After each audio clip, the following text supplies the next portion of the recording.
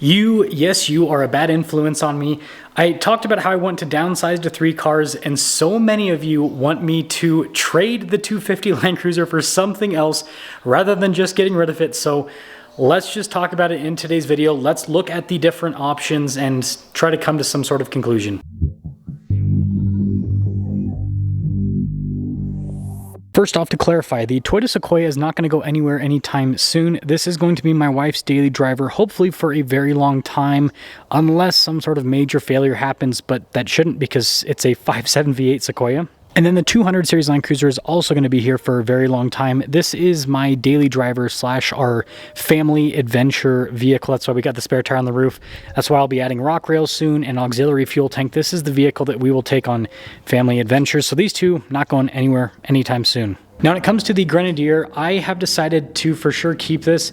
I read all of your comments and I agree with all of you. This is a very unique experience to be able to do a long-term test on this because nobody else is really doing a test. If TFL had kept their Grenadier, then I wouldn't have felt the need to even buy one in the first place. But because they got rid of theirs and nobody else is really doing a long-term test on one, I think that, yeah, this one's going to stay too. Now, normally I have the 250 Land Cruiser parked in front of the Grenadier, but the 250 is actually at our other house. Now, it's a very long story, but basically I had to do a car swap with this Volkswagen Taos at our old house instead of at our new house, and so the Land Cruiser I just left there, and yeah, I've got this little blue thing here.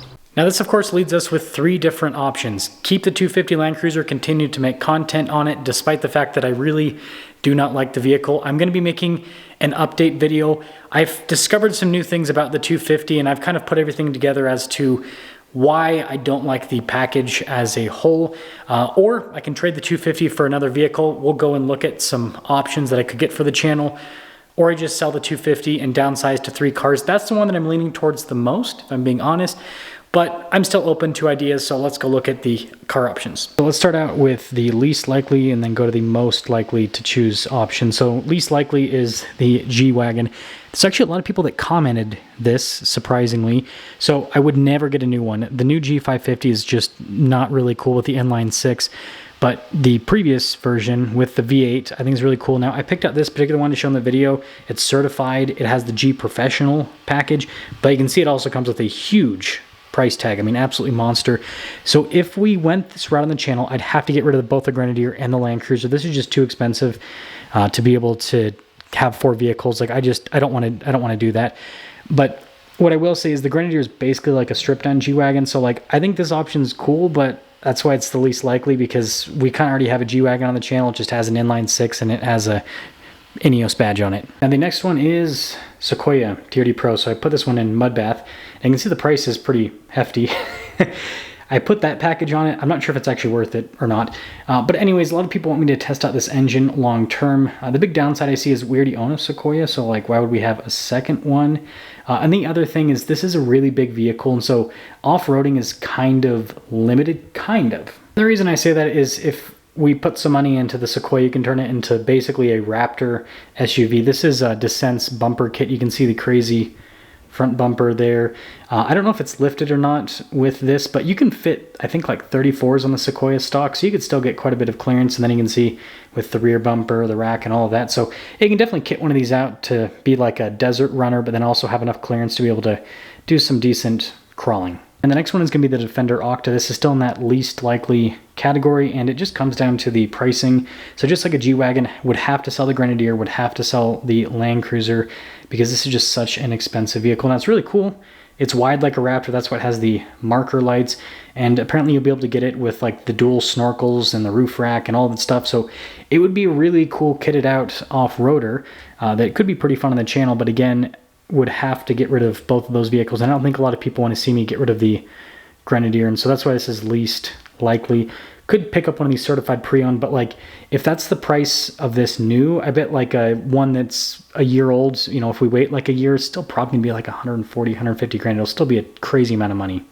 And now we get into the more likely category. So this is the LX Overtrail, and you can see that it's still extremely expensive, but it's kind of like quite a bit less expensive than the Octa and then the G-Wagon, but it gives you somewhat of a similar experience in terms of luxury and all of that. But there is one downside, and that's the bumpers. Now, good old Descent Off-Road does make a rear bumper for this and a front bumper. This is the low profile version. If I were to get one of these, I'd definitely do low profile. The high profile ones are cool, but like you have to do a lot of cutting for those. And here's the front bumper. I think it looks really cool. This is on an F Sport. Again, this is the low profile. And I noticed there's no pricing on their website. It's because these bumpers are really expensive. I guess that they have to custom fabricate them for each LX. And then on top of that, they have to install them because of all the electronics.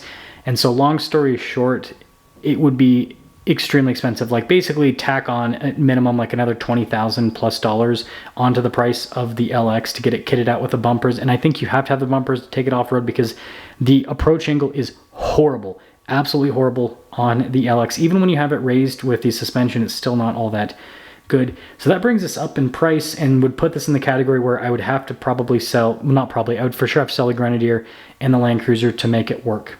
And staying in Lexus land, we've got the new GX 550 Overtrail still in Nori Green. I really like the Nori Green color. Now you can see that this is still very expensive, but if you get a regular Overtrail, then, well, compared to a lot of other modern luxury off-road SUVs, it actually is not too bad. If you get the Plus, it's over $80,000.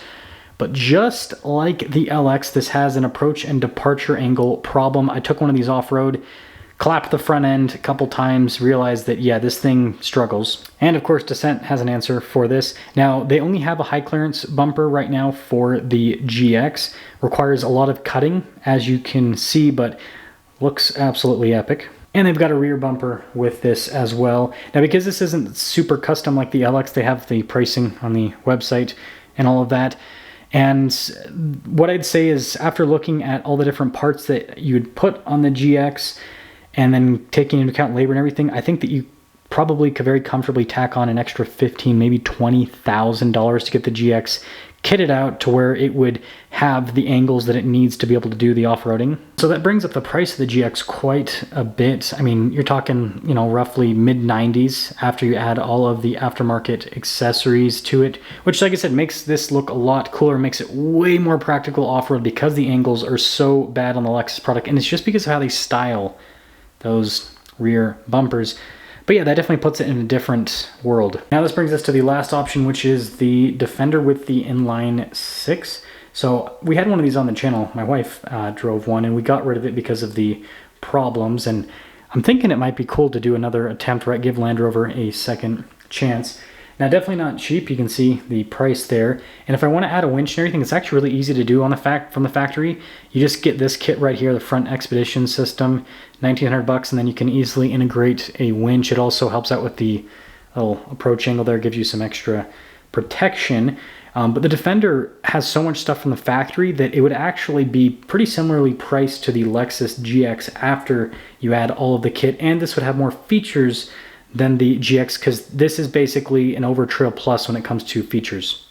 Now, something to consider with the Defender is with the inline 6, you can only fit 19s, but if you get this caliper conversion, that allows you to fit 18-inch wheels on the Defender. And then you can get these cool alloy wheels that look like steel wheels that are 18-inch for the Defender. I would just powder coat them black to match with the overall theme of the car, but that is an added cost to take into account.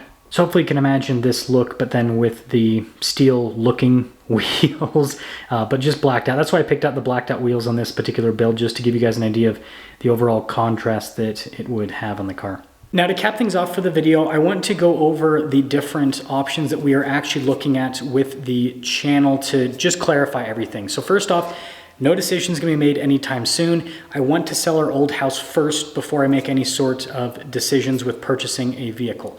Now, if we decide to keep the 250 Land Cruiser, what that looks like on the channel is the 250 and the Grenadier will both get about 12,000 to 15,000 miles put on them every single year. So the content on those vehicles will revolve around those vehicles getting about that amount of mileage put on them every single year.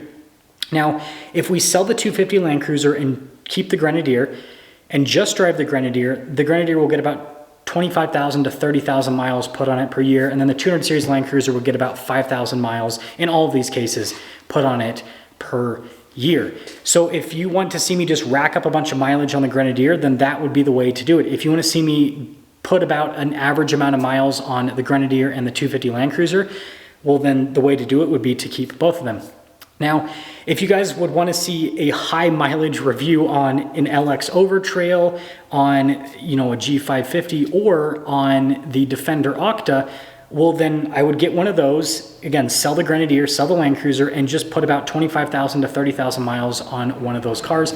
I think the content could be unique. I think it could be exciting. So just something to consider. Now, if we go down the route of getting, you know, the Defender 110 with the inline six, the Lexus GX, or the Toyota Sequoia, again, all those cars are about the same price, well, then it would be a similar situation to keeping the 250. So the Grenadier would continue to get 12,000 to 15,000 miles per year. And then whichever one of those cars we went with would get about 12,000 to 15,000 miles per year. So either way, there's going to be content on cars and a lot of mileage getting put on cars. It just depends on which way you want to cut it. Do you want me to put an average amount of miles on two cars, or do you want me to put a ton of miles on one car? And that's kind of the decision that is being made. And then also, do you want me to just do it to like a more, I wouldn't say a regular car, but a less expensive car, or a more expensive car?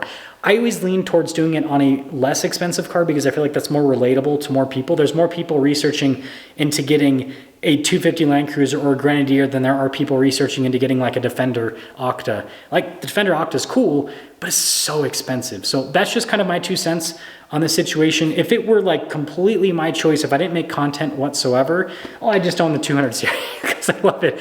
But no, seriously, I would probably, if I had, you know, if I had the wages and everything to afford the Grenadier, and I, you know, again, it wasn't like a content vehicle, I would probably just have the Grenadier, the 200 series, and I would drive the Grenadier all the time, put a bunch of miles on it, off-road it, and all that kind of stuff. That would be kind of my thing. Anyways, let me know which direction you guys want to see the channel go. I'll see you.